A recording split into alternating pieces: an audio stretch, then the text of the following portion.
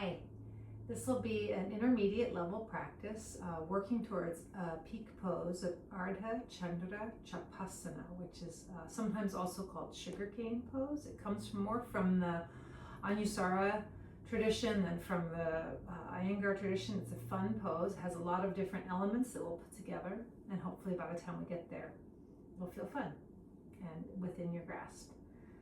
So get yourself seated. Oh, you'll need a few props. You'll need a couple blocks for sure, a strap, and probably a couple of blankets. And other than that, not too much. So be seated in a position that is comfortable for you. Let your eyes close and let your jaw relax. And we'll start with 3 rounds of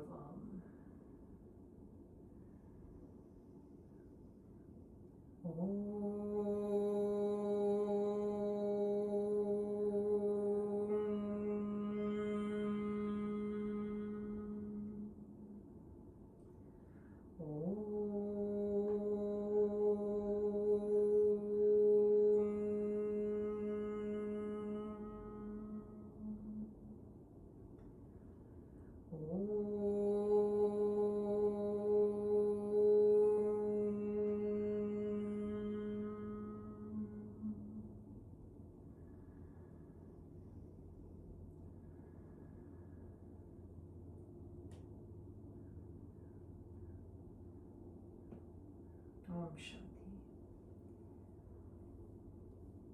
And then release your hands and lift your gaze, and we'll get started. So for starters, we'll use our blankets. So take one of your blankets and roll it into a loose little trifold. So it's long and narrow. Maybe it kind of resembles like a rolled up yoga mat. And put that lengthwise on your sticky mat. And then your other blanket, you just have it folded. This will serve as a pillow for our head to get a little bit more elevation. And you'll want to have your strap nearby also. So we're going to start with Supta Baddha Konasana, which is such a nice way to ease into the practice. So when you get seated for this pose, you want to be not seated right up against the blanket, but have good distance, maybe 6 inches or so between the end of the rolled up blanket and your pelvis. And so that when you lie back, it's really the rib cage that is supported, and the rolled blanket goes through and along the length of the spine. And then get your pillow adjusted. If you feel your chin is still lifting and you have some compression or contraction in the back of the neck, fold your blanket again so that your chin can be a little tucked and the nape of the neck can be long. Push into the feet, lift the hips a little bit, move the buttocks toward the heel direction, and then bring the soles of the feet together and let the knees come apart. You may feel like you need some additional support under the outer thighs, in which case you can use folded blankets or even your blocks. And then bring your arms up overhead and catch your right elbow with your left hand and your left elbow with your right hand. So you just get a little bit more lift and length through the ribs and chest.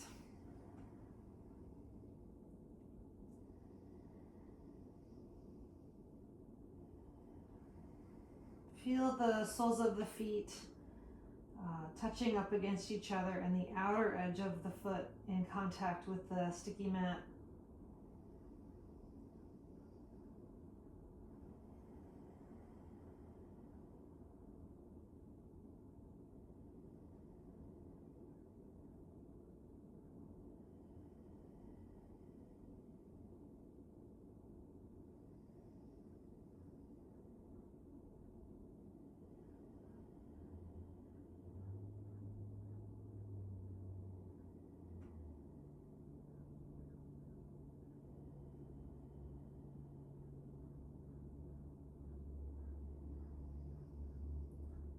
And this position with the support behind the spine and with the arms overhead gives you some nice access to the breath. So start your practice by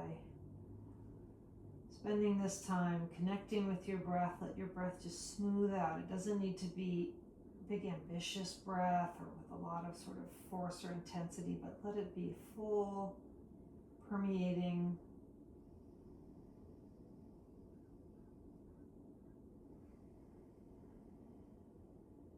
And then hopefully we can carry that good relationship with the breath through into the rest of the practice.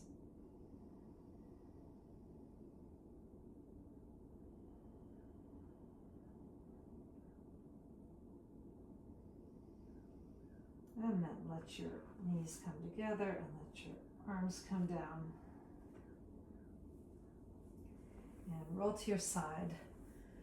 And just gently press yourself up. And we'll just change the setup with our blanket. So you can get rid of the long rolled up blanket and just keep the blanket for your head. And we'll do Supta Parangusthasana 2, but with some variations. So come back down onto your back. Have your folded blanket behind your head. And now take your strap. Have both legs bent, feet on the floor. Push down into the feet, lift the hips a little bit, and move the buttocks toward the heels direction. And then extend the right leg up straight.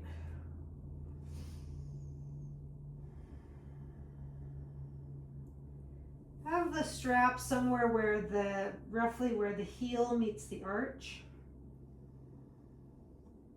Here you have good visibility. You've got a good worm's eye view of your leg, so you can see if it's straight or not. If it feels like it's really resisting, you give yourself a little bit more strength, length with the strap, so that you can get the leg a little straighter. And then reach with the right hand and catch both tails of the strap.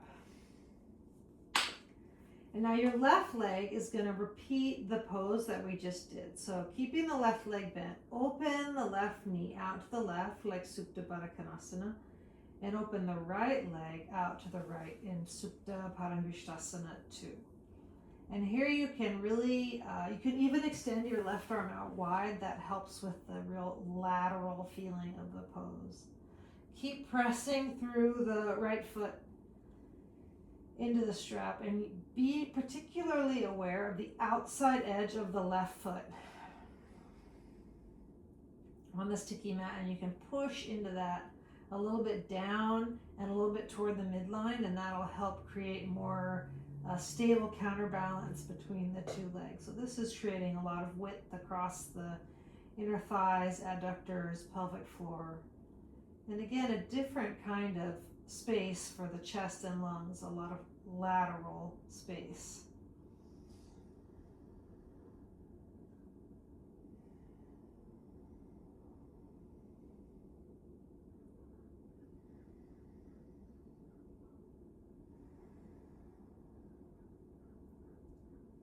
And then bring both legs back up to vertical and switch sides.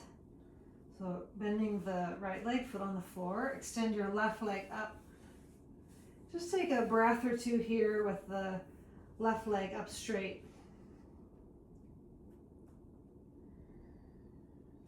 And of course the two sides are different and different days are different, so you don't need to, the main thing is to be open and sensitive,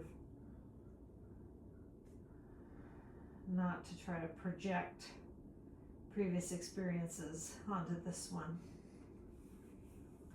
Now reach with your left hand and catch both ends of the strap with your left hand, right arm out wide.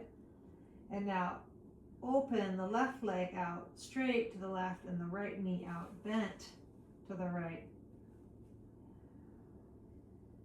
If your straight leg hits a sofa or a wall, like mine hits the wall, that's fine, that feels nice. Go ahead and take advantage of that. Use the outside edge of the right foot to push a little bit down, lightly, but perceptibly down into the sticky mat and toward the midline. And that helps create, again, a more productive or compelling counterweight to the weight of that long leg stretched out to the left. Keep pressing through the left foot and keep the breath steady.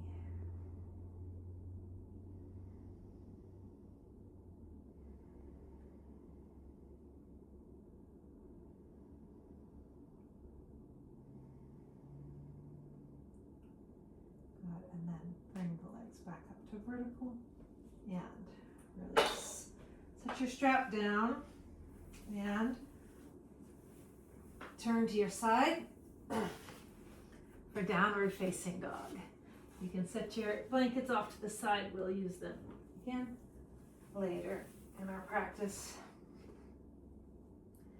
Hands about shoulder width apart, knees about hip width apart. Lift the knees up. Start with, in your downward dog, with your heels lifted a lot and your knees bent a lot. And this gives a lot of freedom into the low back, base of the spine. You can draw the abdomen in. You can really get some length through the spine, armpits, side ribs, side waist. Move the inner thighs up and back. Outer hips up and back, and slowly start to straighten the legs, keeping the heels up. Inner thighs up, outer hips up and back. And then slowly keep lifting the shins, keep lifting the femurs, and slowly descend the heels without a big kerplump. Stretch the heels down. So the heels reach down, but the shins reach up out of the ankles, and the thigh bones, thighs reach up out of the knees. So there's a real spirit of lift through the legs, even though the heels are descending. And then look toward your hands, walk your hands and feet toward one another. Uttanasana, standing forward bend. You can bend the knees if that feels better in your body or on your hamstrings or low back, or of course if you can start to really straighten the legs, squeeze the legs straight and let the spine descend. Look back between the shins so the back of the neck has some length and freedom. Bring your hands to your hips, extend the chest forward and come all the way up to standing. And then interlace your hands behind your back with your knuckles resting on your sacrum. And just gently pull the knuckles down so you're directing the skin of the sacrum and the tailbone slightly down, and let the whole lower abdominal area recede in, come towards you, be drawn in. And you can work the elbows a little bit toward one another, shoulders down. And then start to straighten the arms by letting the biceps extend and contracting the triceps.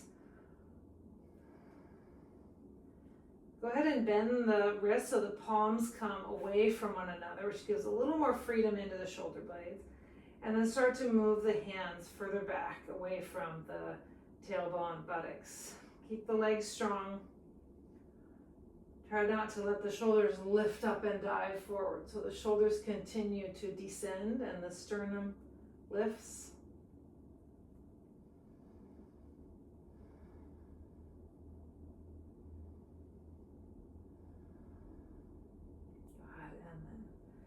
Release, and we'll do some half sun salutations. So have the space you need to extend your arms out freely. Reach down through the legs. Inhale, reach up through the arms. Exhale, dive forward, come down and in toward the legs. Inhale, come up high enough that you can lengthen the front body and contract the back body.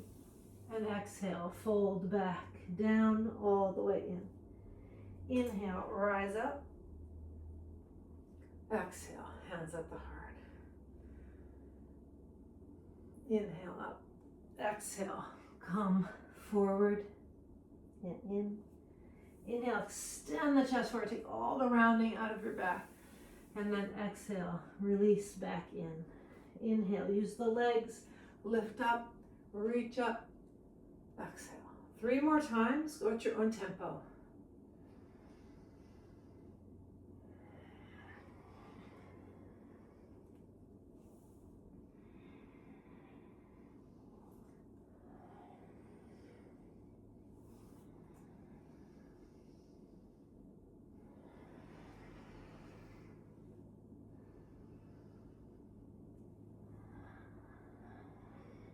Stay connected to the breath. We started with that Supta Baddha Konasana that gives us nice access to the breath. See if you can keep carrying that with you. And when you're done with your final sun salutation, be standing steady in Tadasana.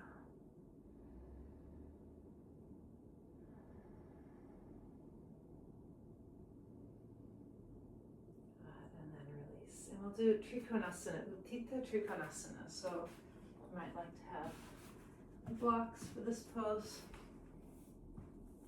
Step the feet wide apart and turn the right toes out, left toes slightly in. Both legs are straight. Inhale your arms out wide, a little up. Put a little lift in the fingers, fingernails, so the arms have a buoyancy and not a leadenness to them. Big breath in and exhale, hinging out to the right. Bring your right hand down to your leg or to your block or the floor. Left arm up. Push down through the legs, push down through the right arm. Turn the chest from right to left.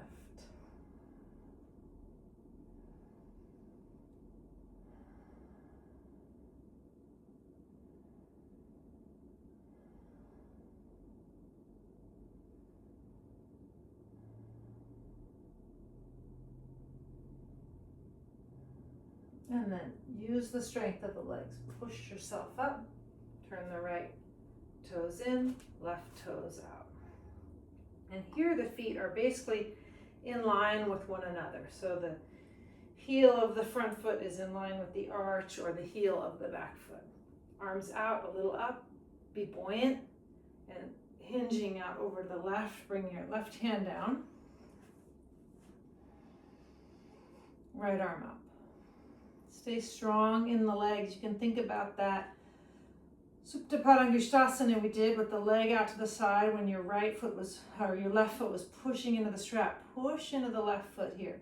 And see if you can get that same sort of response so that the action of pressing through the left leg helps to generate energy up into the chest, helps to assist the chest in its efforts to lift and rotate. Some strength in the arms so the arms have clarity of purpose. And then using the legs, inhale and press yourself up. Turn the left toes in, arms down, and feet together. Now we're going to do triangle pose again, but in an unusual way. So if I come forward, this whole length of my mat, I'm going to call this the front of my mat. And then way back here, this edge of the mat, that's this long edge of the mat that's closer to my wall, this is going to be the back of my mat. And then if I stand right in the middle, that's like the middle of the mat. So we're dealing with the long edges of the mat, not the narrow edges. So we're going to do triangle pose again, but we're going to step the right foot forward on the front edge of the mat, and the back foot back, the left foot back on the back edge of the mat. So the heels are not in a line down the middle of the mat like they were before, but the left leg is not just behind us by being off to the left, but also behind us being back behind the torso. And the right foot is out to the right and forward. And turn your right foot again so the toes are out, and turn the left toes so the toes are a little bit in. Now, inhale the arms out, a little bit up, and then hinging out to the right, and bring your block right in the middle of the mat. And reach up. This pose feels so good on some bodies, this variation, and a little bit less familiar or maybe trickier on other bodies. But you can feel that having the right foot forward on the mat brings the right buttocks, the right lower waist around, helps create more of that rotation. And also really creates a little more length across the left thigh, left hip flexor area because the left leg is further back.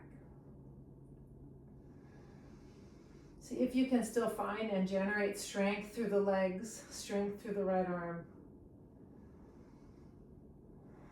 And then push yourself up and release. And we'll recreate the same pose on the second side. So left foot forward to the front edge of the mat, right foot further out to the right and back to the back edge of the mat. And then have your block in the middle of the mat. Turn your left toes so the toes are turned out. Inhale the arms up. And then hinging straight down the middle of the mat, bring your left hand down. So your block and your left hand are, good 12 inches further back behind the left foot. Generate some strength through the legs. Turn and rotate the chest. Extend the right arm up.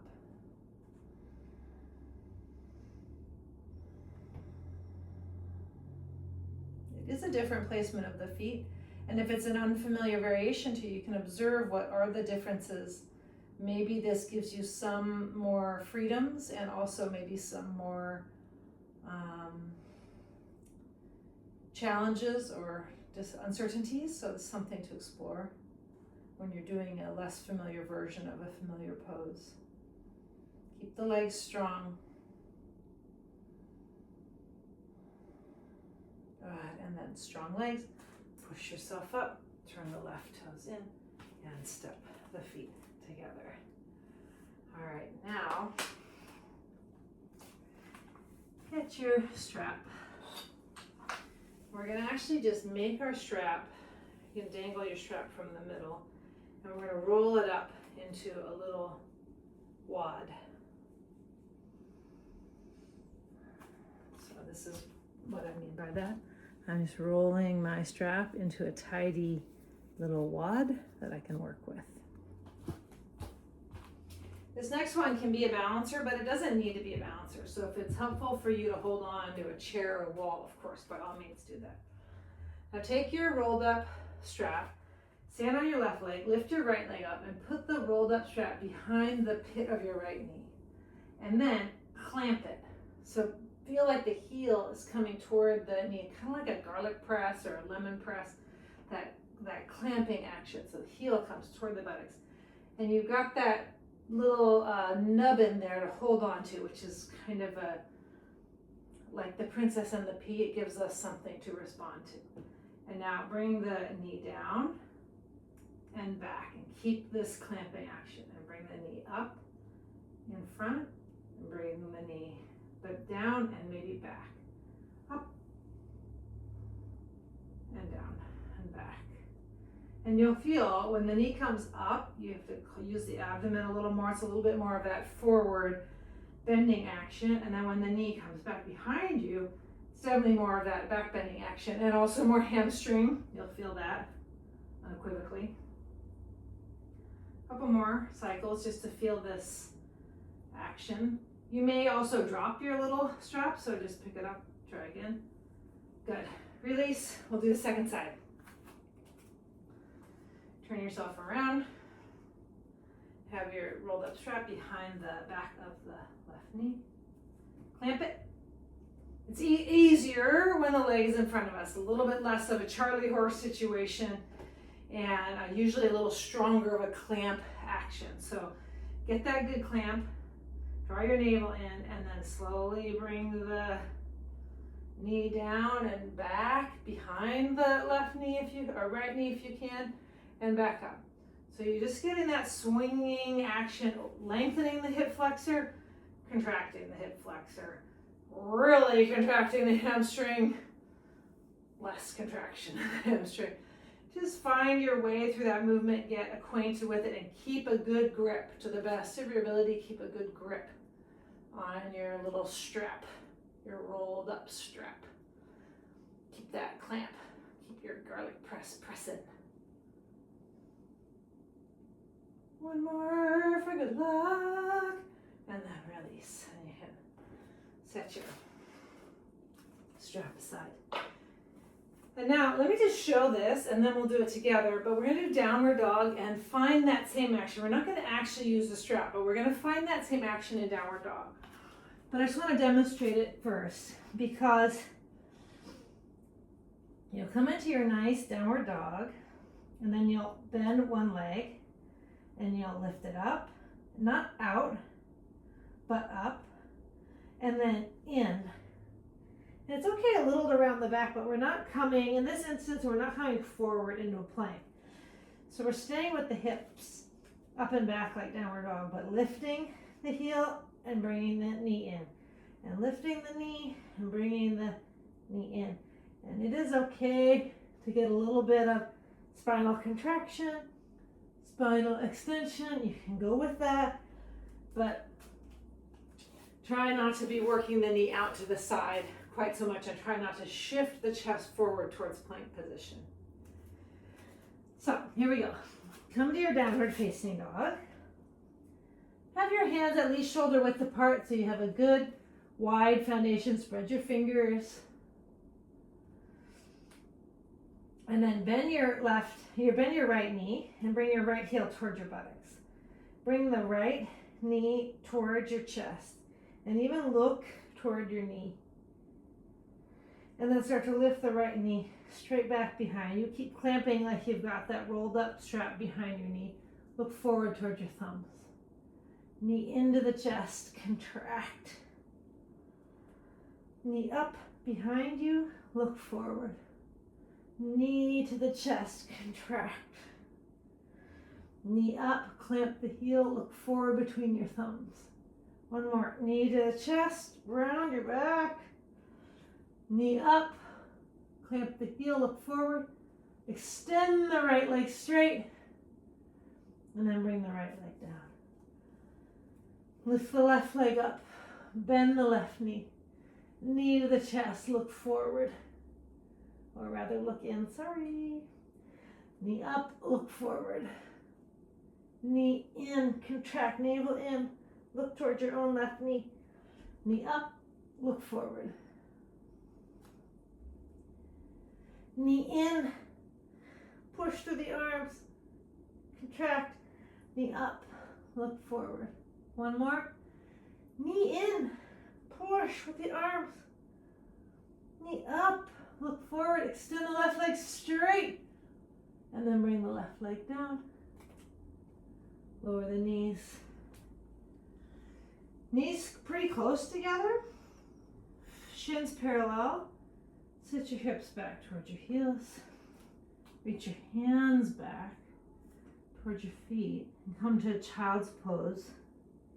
If you want, you could even put a block under your forehead if it doesn't feel great to bring your head all the way to the floor. It's fine to use your blanket or your block to support your head. And if it feels fine to be really rolled up, like a little pill bug or a little armadillo, you can really let yourself roll up. So here you can feel that the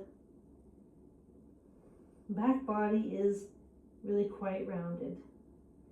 And the hands are reaching back toward the feet, and the shoulder blades come apart, and the weight of the arms hangs down toward the ground.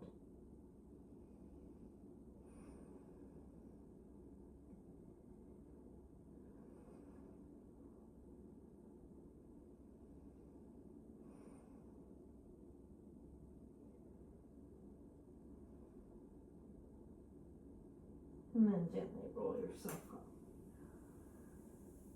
Come up. And now we'll do Chatushpadasana for kind of the opposite effect. So when we're in child's pose, we have our hands back towards our ankles and the back is rounded. So we're all in a little ball. Now we're going to flip that concept upside down. So that again, your hands will be reaching your feet, but you'll be lifting your hips up. So it's still hands to feet, hands to ankles, but instead of being in rounding in the back, we'll be extending the front body. So we'll do it 2-3 times. We'll see. The first time, maybe don't even go for the ankles. Extend your hands out alongside you, palms up, and step on your fingertips. Push down through the feet. The natural thing that starts to happen here is the ribs start to lift, the low back starts to lift, and actually the hip flexors double down on kind of a contracting action. So right away, before you even super lift, see if you can tuck your tailbone and pull your pubic bone toward your navel And then push through the feet and lift the hips up. And then at some point, you're a little bit up, see if you can get your shoulder blades underneath you towards one another. That'll give you more length, and keep lifting and lift. This area where the hamstrings meet the buttocks lifts. Keep pulling the hamstrings from the knees toward the sitting bones. Keep lifting the hamstrings up, lifting the femurs up. Good, and then release yourself back down. Now for the second spin around, you'll catch the ankles. Sometimes it's helpful to roll up your pants a little so you can get skin on skin, has a better grip. And here you want to catch the outer ankle, and it's fine to bring your knees towards your chest, kind of like child's pose, and then bring the feet back down. And it might even be that when you're pushing up into the pose, the heels are up, like I'm demonstrating. But once you're up in the pose, you want to work the heels down. So push down into the feet, and right away start to bring the pubic bone toward the navel, engage the hamstrings, upper hamstrings, lower glutes, and then push down. Put your shoulder blades close together. Lift the hamstrings, lift the femurs, lift the buttocks, shoulder blades close, chest open. And now see if you can use your breath to stay with the pose.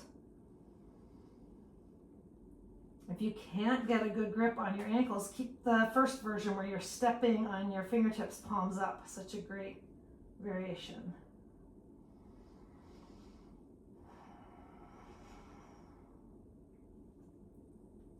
Watch that the knees aren't splitting wide apart. Try to keep the feet parallel and the knees parallel. Keep lifting the hamstrings, keep lifting the femurs.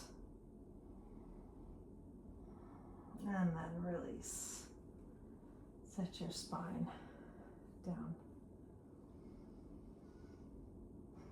And then roll onto your right side. We're going to do some variations of Anantasana. And this is such a fun pose.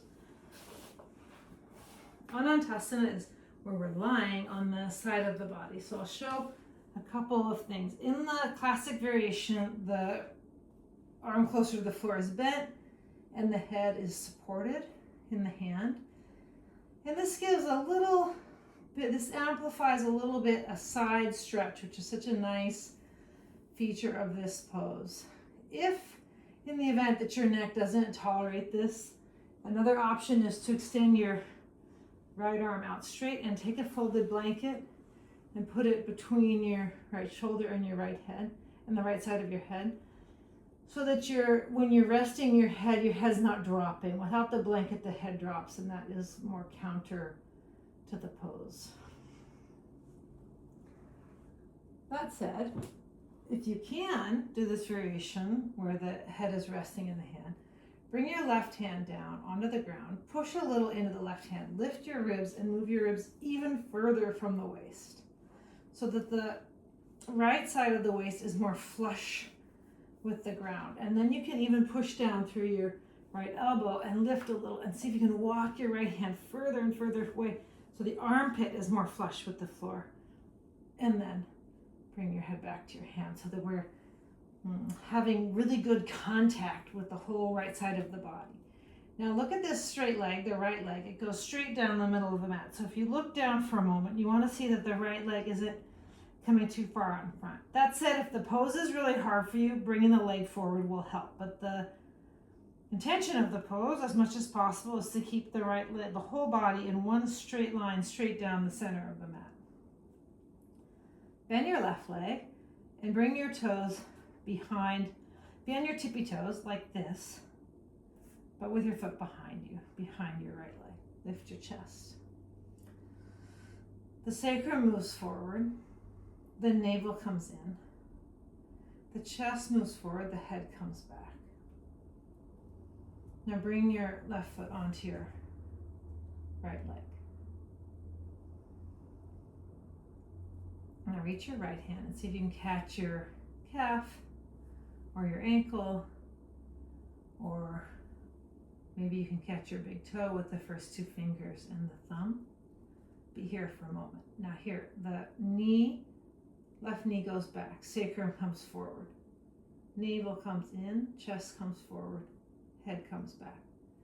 So this forward, back pressures, the idea is to stay quite even. With your right foot, work the outside edge of the right foot down into the sticky mat, like we did at the very beginning. Now, partially straighten the leg, just until the knee is about to stop touching the arm, just to be at the cusp. Work the left leg back, sacrum forward, navel in, chest forward, head back, and then extend, left leg straight. Push through the left foot. Maybe you're holding your calf, your shin, that's fine. Press through the leg. Keep a nice sense of extension through both legs. Keep working the outside edge of the right foot down into the sticky mat. Sacrum forward, chest forward, head back. And then release and bring the left leg down. And before we switch sides, we're going to do a whole, just so we don't flippy, flop too much, we'll do a whole sequence on the right side and then we'll switch into it on the left side. So now keep this alignment, whether you have your head in your hand or you have your arm with the blanket. Now, bring both legs straight together. Keep your left hand on the ground for a little bit of support. Remember the thing we did with the rolled up strap and flexing the knee and bringing the knee towards our chest and back, and then we did it in downward dog. We're gonna do the same thing here. So clamp your left heel towards your buttocks and bring your heel towards your chest. And you might even find that you sort of lean back a little. You roll a little back. That's fine. Don't overdo it, but that can happen. And now keep clamping the heel toward the buttocks and bring the knee to knee, and then see if you can move your foot even further back behind you and your knee. And you might lean a little forward. Roll the knee in. Move the knee back. And let the spine and the pelvis move with you. So find some fluidity to that movement. You'll feel very much how when the knee comes toward the chest, that's that child's pose action. And when the knee goes back, that's like that Chatush Padasana back bend action. So feel fluidity, find kind of a rhythm to it. One more, and then release and rest for a moment. Extend the legs out straight. We're gonna do one more little shenanigan here, which is to bend your left knee in towards your chest, reach your left arm up, and bring your arm and catch the outer ankle with your left hand. So your left hand is catching your outer ankle. And now bring your knee towards your chest, like we did before. And then keep holding the ankle and bring the knee to knee. And then move the left knee back. And then bring the knee to knee, knee up in front. And find that a couple times, find that rhythm. Try not to let the knee come up so high necessarily.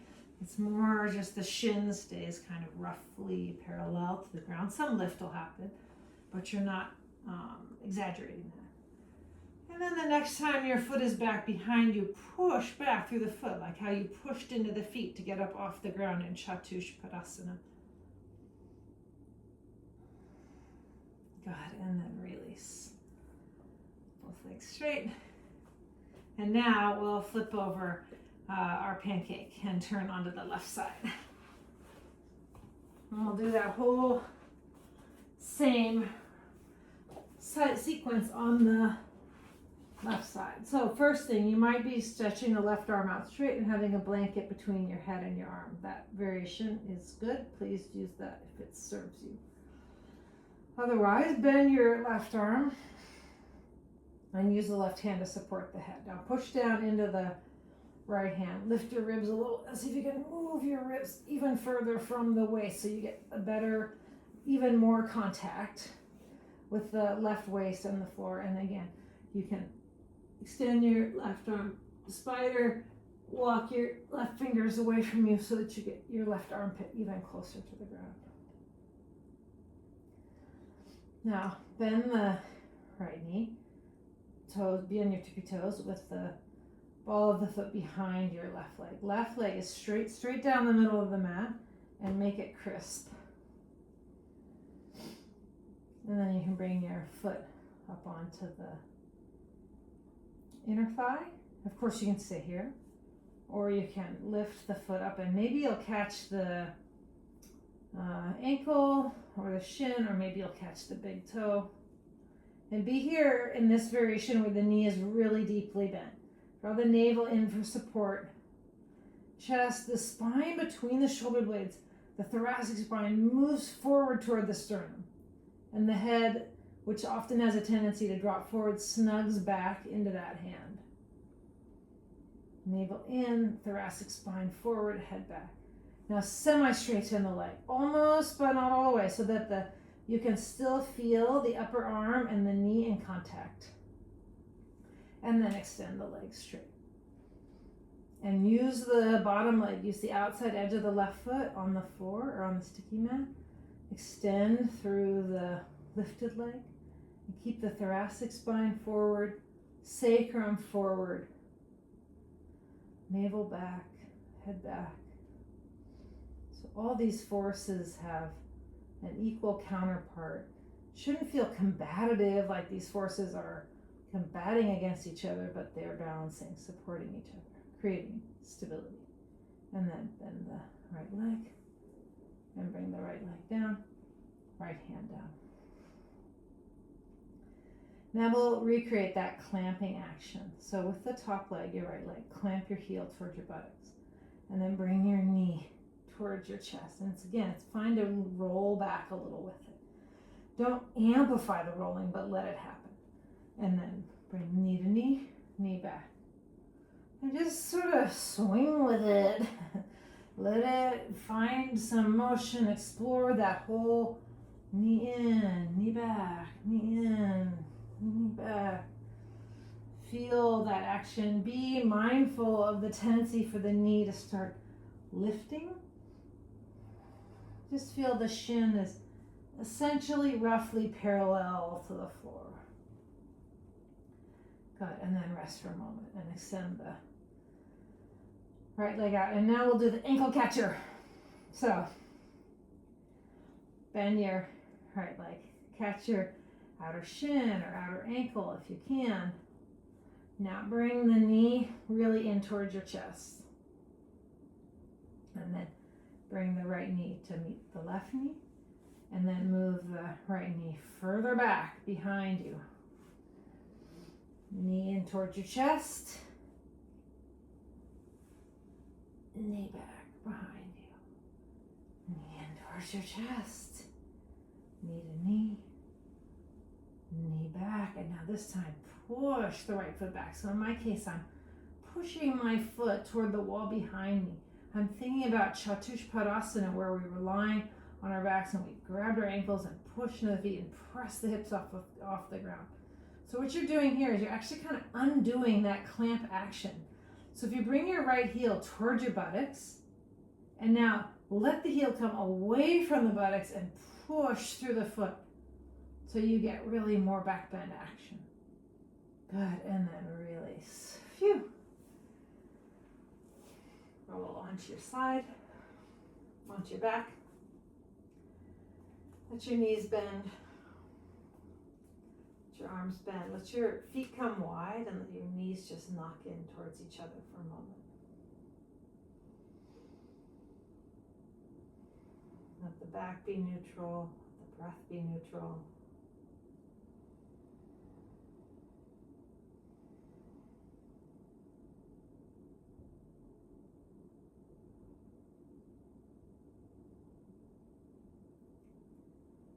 And then come to your side and come up to sitting. And we'll sit in Upavishta Konasana. And you might find it beneficial to sit up on a little height, a folded blanket. Probably not. You probably won't need a whole bunch of height if you made it this far in class. but if it serves you to have a little height under your hips, absolutely do that. Both legs are out straight. Have your strap. Mine is still rolled up, so I'm going to unroll it into one long strap. And put the strap around the soles of the feet, so that you can sit upright and you can catch the left strap with the left hand, right strap with the right hand.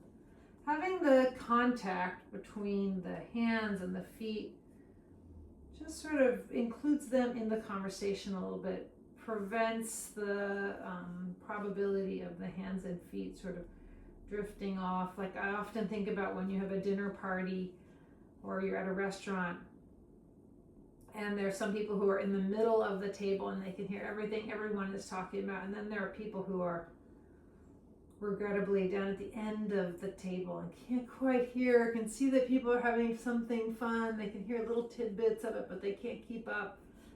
Sometimes the hands and the feet being way out at the periphery get a little lost, like that person at the end of the dinner table, and particularly in the seated poses, because when we're standing, the feet at least have the floor. They've still like got someone to talk to down at their end of the table. But when we're sitting or doing balancing poses and the hands or the feet don't have something to connect with, they can get a little lost. So having the strap helps keep everyone hopefully in the loop. Lift your chest. Bring the sacrum area into the body, forward from behind, and bring the lower abdominal area back from the front. So the sacral actions and the lower abdominal actions are coming toward one another to create mutual support at the base of the spine.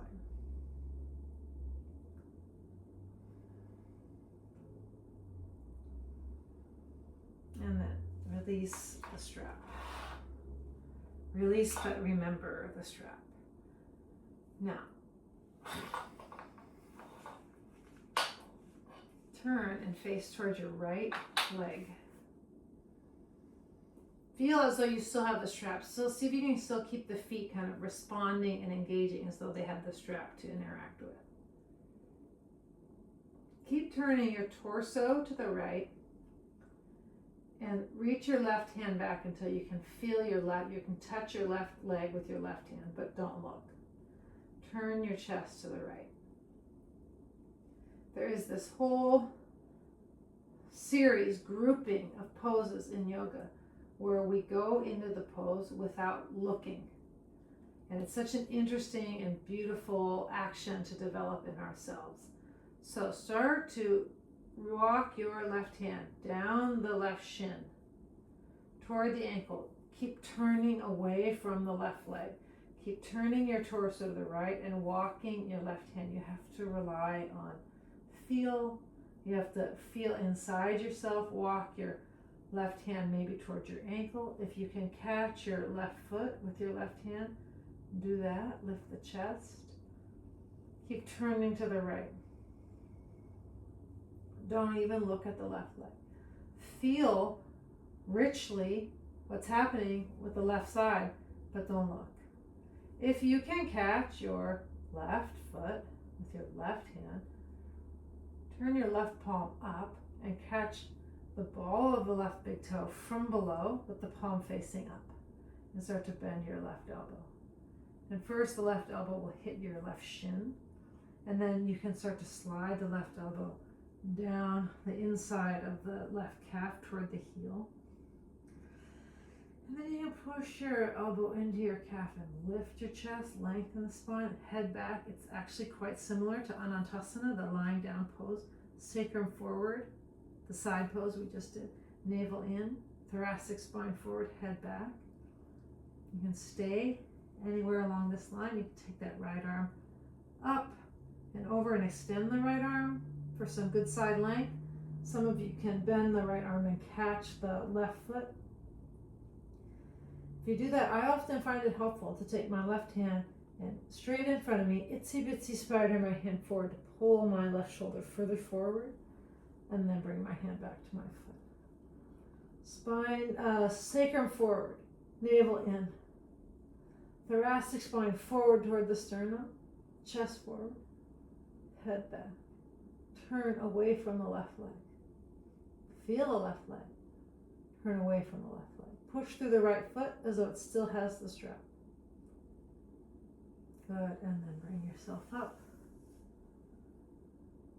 Ah, it's a very invigorating pose. Turn and face the left leg. Ah, we get to see. We meet at last, left leg. And now keep turning to the left, turn the ribs, turn the abdomen, turn the gaze. Without looking, bring your right hand to your right leg. And you'll just have to see how far down this line of instructions you can go and what feels advisable, curious, interesting, and not overwhelming. Start to walk your right hand down the right leg toward the calf, toward the shin, toward the ankle. It is fine to stop at any point.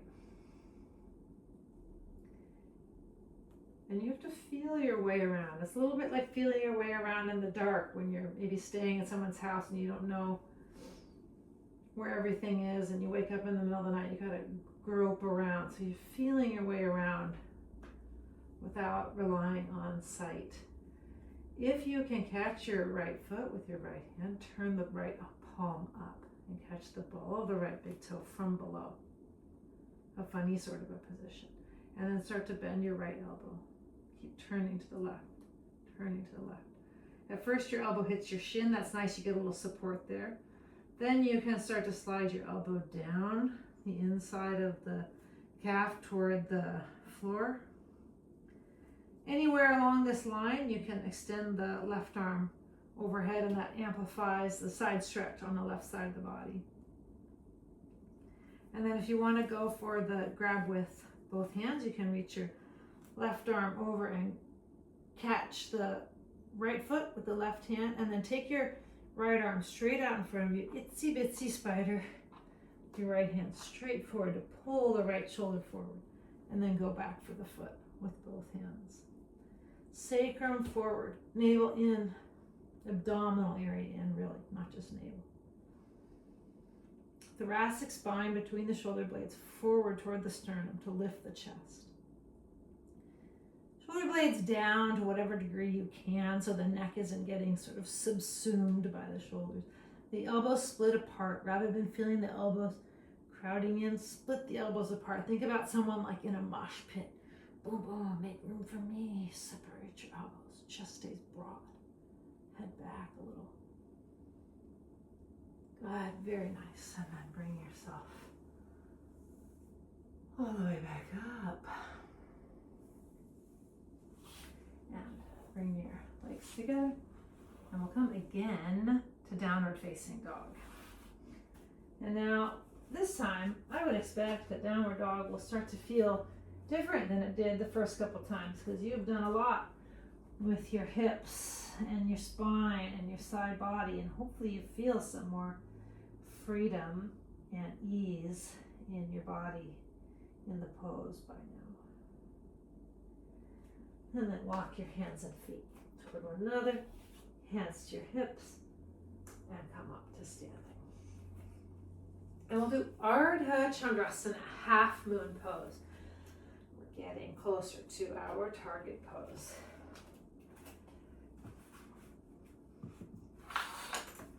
I usually use a block in half moon. I don't always. You can see what feels good for you. You can have the block tall, medium, low, no block at all. See what feels good for you.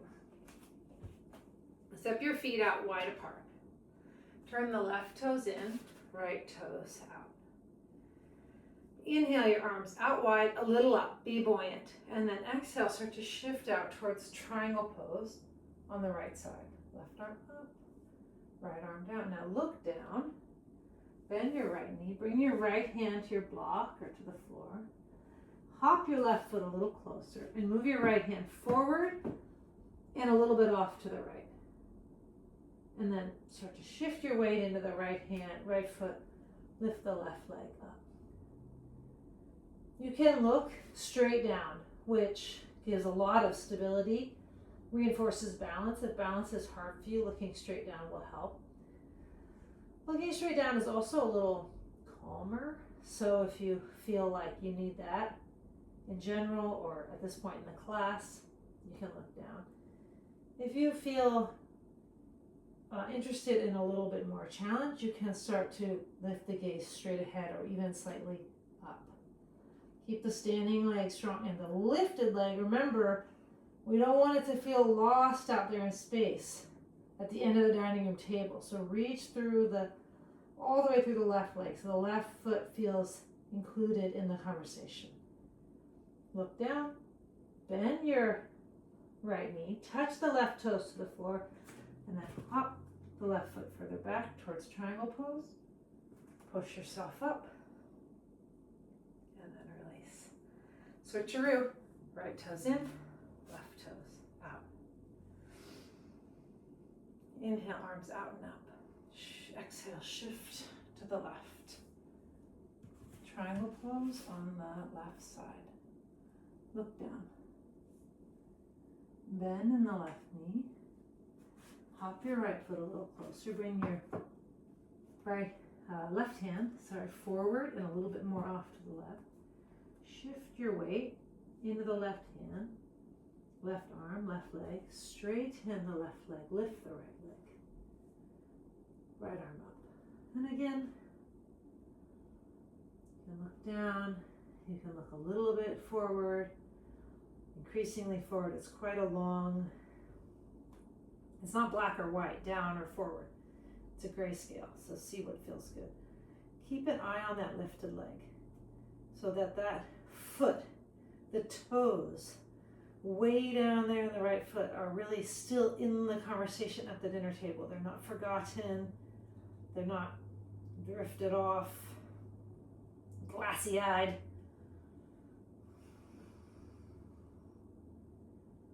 And then look down, bend your left leg, touch the right toes down, move the right hand a little further back, hop the right foot further back, come to triangle pose again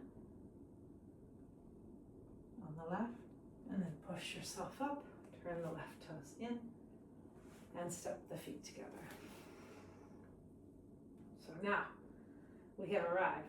We're going to put all these pieces together into Ardha Chandra Chapasana. Let me demonstrate it first so you can see what's happening, especially because in balancing poses where there's also movement, balance plus movement, a lot of times when we get into a balance pose, we want to like clamp down, and that's how we find our stability.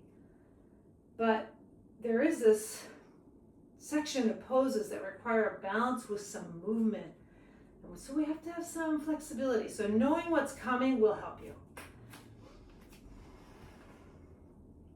So we're going to hinge out, triangle pose, up forward, come up into our Ardha Chandrasana. And then we're going to take our hand on our block. I really recommend using a block this time. Move your block a little further back, just so you have a little bit more balance. And then you're going to bring your knee towards your chest and reach your top hand towards your ankle.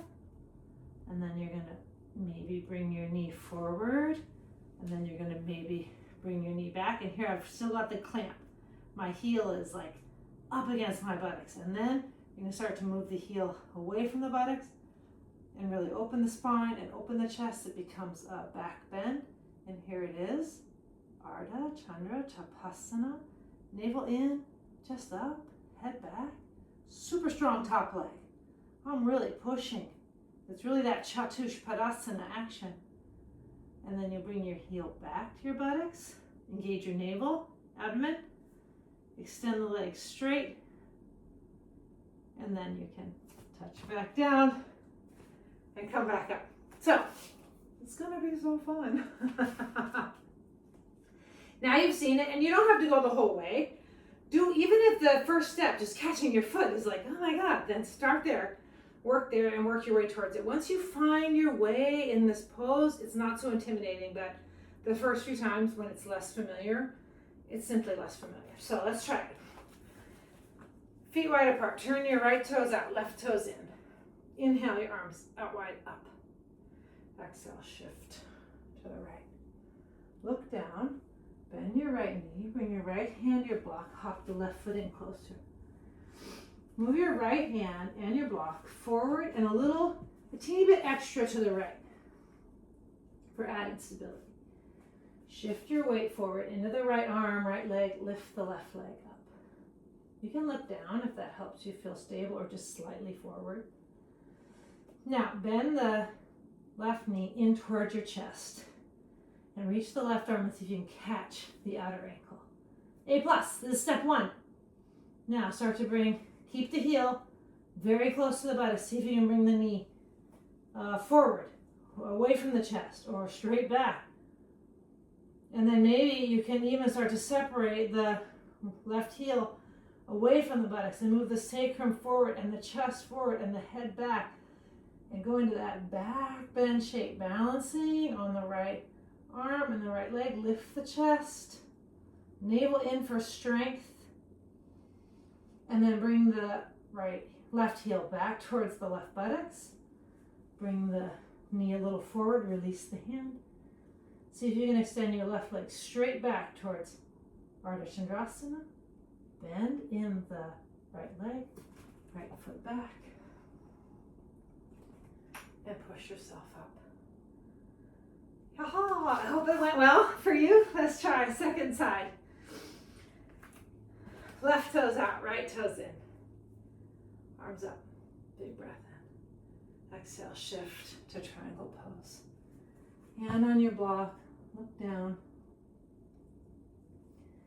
Bend your left knee, hop your right foot in closer, and bring your left hand and its block forward, then off to the left.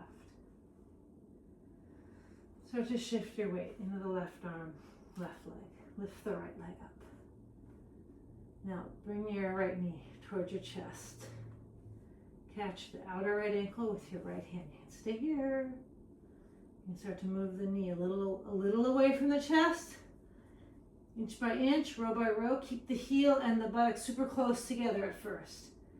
And then maybe you can bring the knee all the way back. Heel close to the buttocks. So it's not quite a back bend yet. And then you can start to push the right heel away from the buttocks and move the buttocks away from the heel. And let the chest come forward and let the head go back.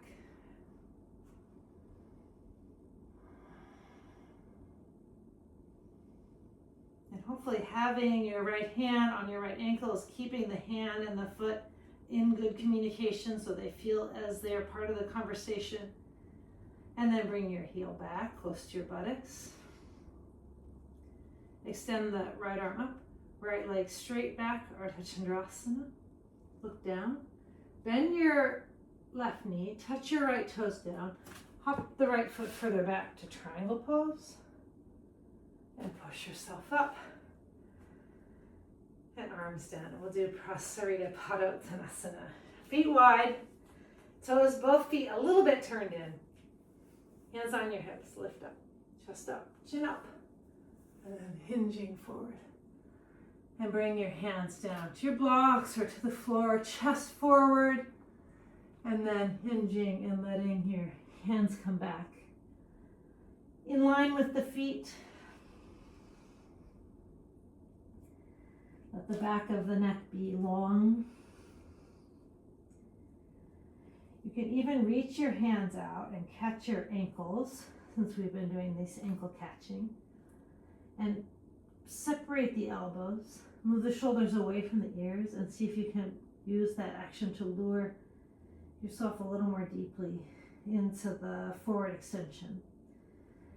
If your head reaches the ground, that's great. It's a nice feeling. If it doesn't reach the ground, try using your block so that your head can experience what it feels like to have the head supported, because it is quite soothing. Whether your head is on the ground or on a block, it makes an instant difference once your head touches down. It's a kind of a cooling, stabilizing feeling. Despite the effort of the pose, there's still quite a bit of effort, but there's a cooling effect when the head makes contact. And then extend the arms straight. Bring your hands underneath your shoulders.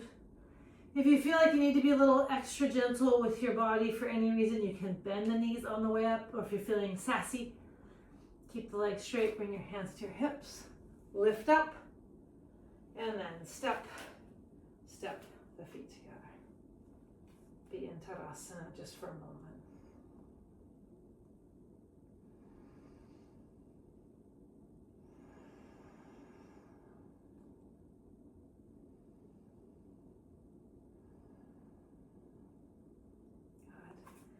Then we'll do Viparita Karani, and there are a lot of ways that this pose can be done, depending on what setup you have and also how you're feeling today and at this point in the practice. So the most essential way to practice, the most basic way to practice this, if you have a wall, is to lie on your back with your legs up the wall and your hips probably not right at the wall, but you know, depending, you want your legs to be straight and you want to feel at ease.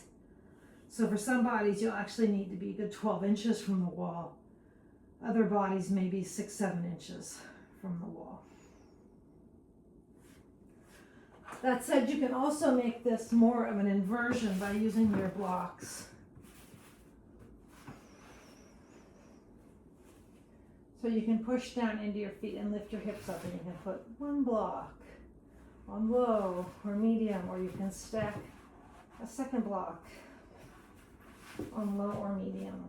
I like to get my hips pretty high. It increases the inversion effect, which I value. Get the shoulder blades together underneath you. Don't have a folded blanket under your head. It feels tempting, but it actually adds only to the compression of the neck here. And then you can extend the legs up straight. And I should mention that you can use support under the hips, like I'm demonstrating now, and also have your heels against the wall.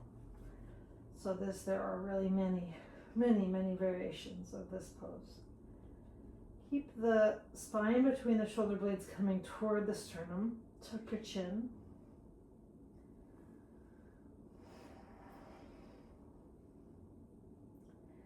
Now your little feet up there are way down at the end of the dining table. You think about that old, like sometimes you see in the movies, like the king or the rich people with their huge long table, and the king at one end and the queen at the other end, 20 feet away from each other. So your feet are way down there at the other end of the royal banquet table. Look across the length of the table. Look through the length of your own body and feel the feet. Here you can see your feet, and often when we can see something, we stop. We're so visually dependent that once we can see it, we stop also trying to feel it. Remember when you were turned away from your one leg and you were walking your hand down the other leg, trying to find your way into and through the pose without sight. So even though you can see your legs and you can see your feet, see if you can try to also feel your legs and feel your feet. So you have internal proprioception, responders, seekers. You're seeking internally, you're seeking inside the pose, and not just looking externally at the legs or at the pose.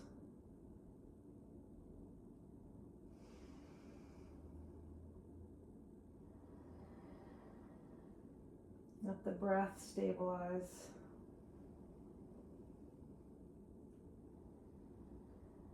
The chin is tucked and the back of the neck is long.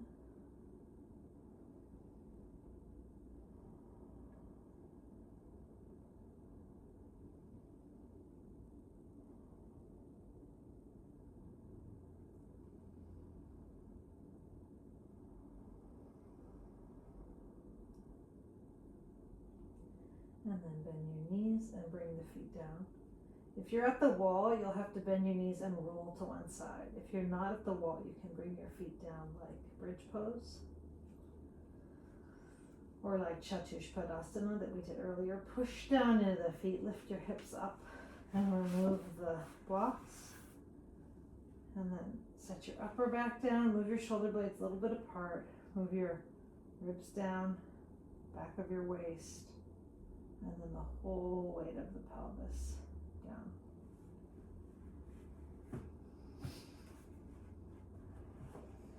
And then we'll set up for Shavasana. So you might want to get your blanket to put behind the back of your head. You might want to have a sweater you put on. Make sure that you feel cozy.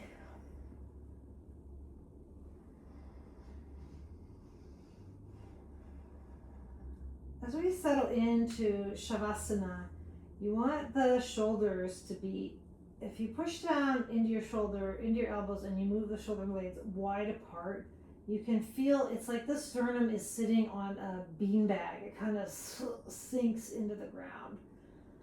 You can just bring your shoulder blades lightly together, not like bridge pose, but just a little bit in and together. So you feel the shoulder blades are sitting nicely on the floor.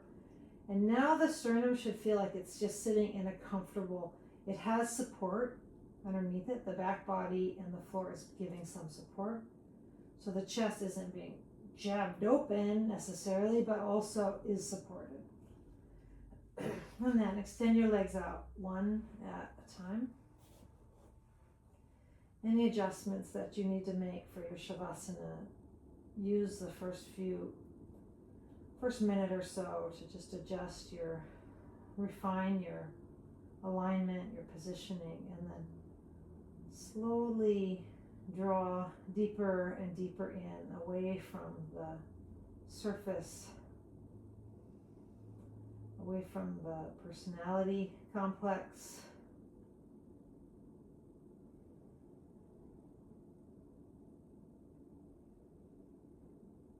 And be with yourself in Shavasana.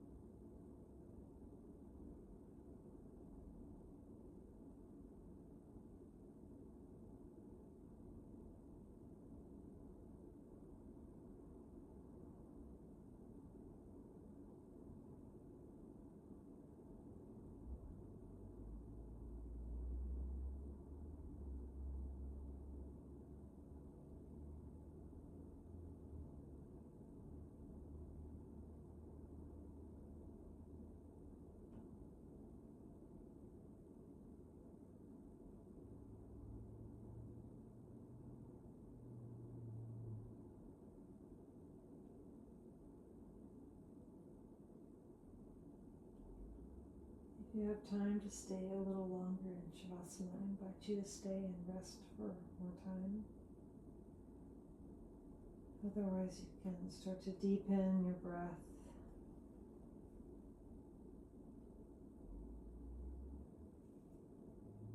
And then bend your arms one at a time.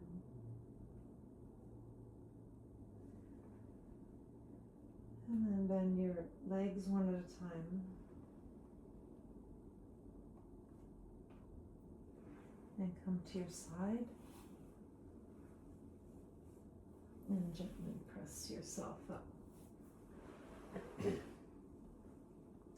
And come up to sitting in a way that's comfortable for you. And we'll end as we begin with 3 rounds of Om.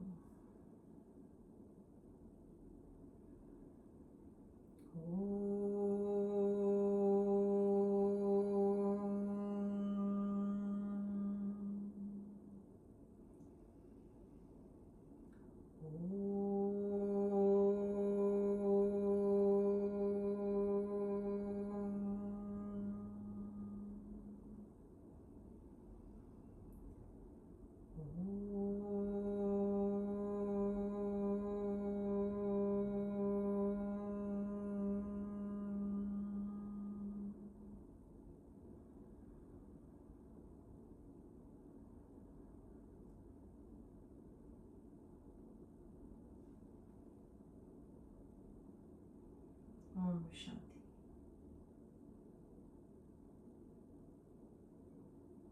I hope that practice felt good for you, or fun maybe, or you were able to work with it and modify it as needed so that it could still be a valuable experience for you. And keep practicing, and I'll see you next time.